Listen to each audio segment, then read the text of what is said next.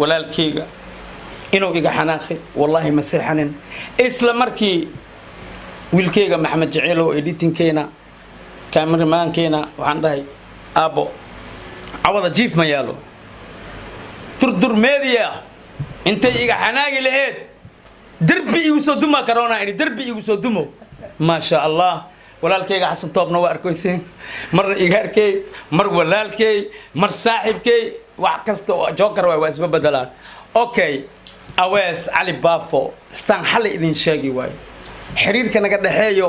wallahi xiriir yar ma aha waliga yalahay iska seeni ano yar iska seeni la astaghfirullah awees adma weyn sana weyn okay awees so yar an ka say ma sha Allah awees wallahi aniga he is my brother aniga awees inaan wax u qabta maahine wallahi wax ma ka qabahay waa idin ku soo celcelina laakiin khalad marjuuc wadacaa baloniyan santin dhahay lugteedu waa furneed ama ogeen dhac la ligisay ma sha Allah wax kalena ma soo celceliyo ma sha Allah kun iyo jeer iga raali noqo waa kana hidaaya dhaqanka Soomaaliyeed waaye awees waxaan ka rabaa inaad dadka u sheegtid xiriirka qotolo dheer leh